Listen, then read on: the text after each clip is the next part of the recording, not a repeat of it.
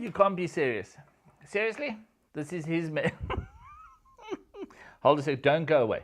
Just first listen to what I have to say, because you got to be hilarious. You're looking for the perfect spouse. It's just not going to happen, because it is. You're never going to find the perfect spouse. You know? You're never going to find the complete one. In fact, just throw away the list. Chuck the list away, because it's not going to happen. You have that list that he or she's got to look like this, so tall, dark hair. I mean, it's so ludicrous if you actually think about it. I've been married for, I don't know how many years? 30, nearly 30 years. But that's not the strange part. The strange part is you're actually looking at the fairy tale story. My wife, Vilma, I met her when she was 5 years old. I was 6 years old. Boy and girl next door. So you're looking at the boy and girl next door. I've known my wife now. I am 51 since I was 6. I think that's 45 years. 45 years I've known the girl next door, my wife. And I've got to tell you, it actually gets better. But the only problem is you're looking for the one with the dark hair. What happens if she's dyed her hair? Or she's got that weave, or she's kind of, and it just doesn't match. You see, when we're talking about being recognizable as a person, is you kind of know who your person's going to be. They have that laugh, they have that courage, they're a bit reserved, or they're a bit extroverted, they can hold their own, or they need a bit of encouragement. But if you're not going to be a recognizable person and somebody is spending time with you, it's kind of like you make them nervous. Because inside they kind of know it could be you, and then inside they're going, oh, there's something missing. And what's actually missing is you. You see, there is no perfect partner for you in life.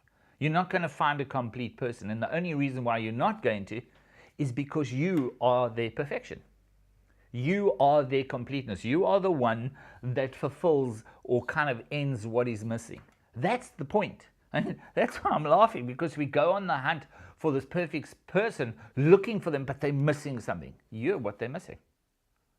Now, you have to be that person that they kind of go, People, friends will say, oh, no, you've got to be crazy. There's something wrong with that person. Look at them. They're too tall, they're too short, they're too fat. And you're going, no, they're tall enough to do what I feel they need to do. They're thin enough to do what they need to do. And in fact, they're clever enough to do what they need to do. But kind of you're looking for the thing that you are actually the answer to. And then I've got to talk about kind of rugby and soccer. So there's some of you that are going, this should be the one. And I say, do you know that you know that you know that you know that that's that person? And you're going, actually, I do, but no. Forget the buts, because you've got to take that person as they are, because who they are is what you're adding to, and then you bring that fulfillment or the completeness to the marriage. But, you kind of been spending time together. I know some people that live together for like 29 years. I mean, what are you waiting for? What hint? Or you're scared of commitment, or maybe something's happened in your life with previous experiences, maybe your mother and father and what other experiences that you've had with marriage, and you're very nervous to go ahead with this person because maybe they're not the problem, maybe you're the problem. Maybe you're the person that doesn't have enough confidence in you. Well, that's the point. You don't have to have all the confidence, because you complete them as much as they complete you. So they are that courage that you're looking for as an individual.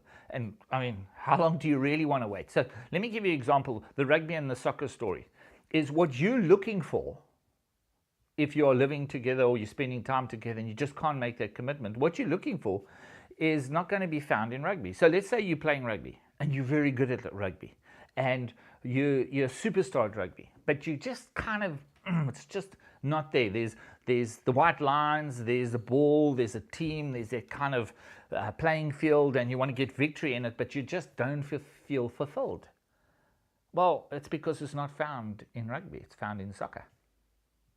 There's a ball, there's white lines, there's opposing team, there's a kind of a battle on that you're going to be able to win in, but you can't find it in rugby. Staying together, you're just not going to find fulfillment as what you would find in marriage.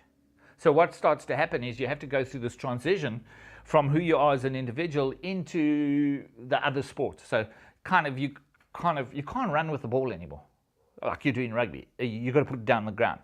And then you've got to figure out, and there's going to be the time, unless you want to be the goalie, that don't touch the ball with your hands, because if you do, so there's this transition where you've got to get rid of the rugby that you don't need for the soccer.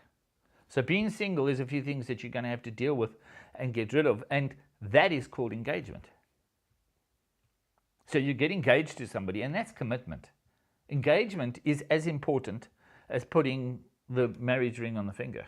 You're saying, I'm promising you that you and I are going to spend forever together. And then you go through that engagement. Now, the time that you take for that engagement is the time that it takes for you to get rid of what destroys a marriage. Because see, marriage never causes divorce. It's what you take into a marriage that you don't deal with that messes up a marriage. Because marriage is a good thing. Ask me, I know. And I fall in love with my wife just continually, deeper and deeper. Every day she just becomes more and more cuter. There's things that, I just want to spend more time with her.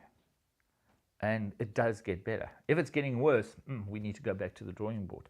So what things do you need to deal with in that transition to get rid of so that you can be really good at what you're going to do? And that's soccer or marriage.